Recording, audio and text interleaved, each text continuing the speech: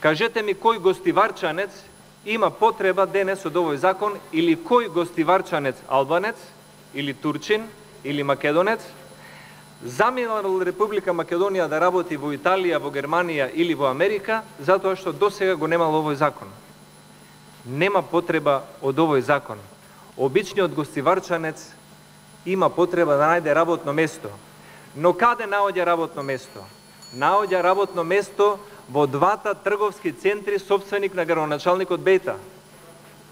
Значи во трговскиот центар Де Јуре и собственикот Бејта, собственик на трговскиот центар Елкос Груп, кој што патем речено е диво изграден. Дали градоначалникот Бејта има потреба од овој закон? Нормално е дека има.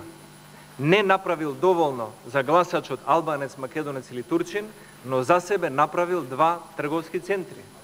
И тој има потреба од овој закон за да може да се дигне магла и за да може во кавгата помеѓу македонци, албанци, турци и роми да не се види дека тој се збогатил енормно со два трговски центри во собственост на господинот Бејта, де факто собственост која што едниот му е покриена преку косовска фирма.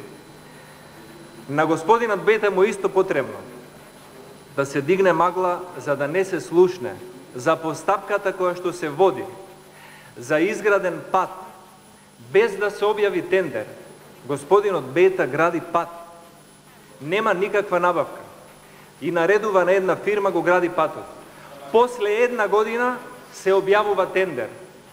После една година се објавува тендер на изграден пат и на тендерот добива фирмата која што пред една година веќе го изградила патот.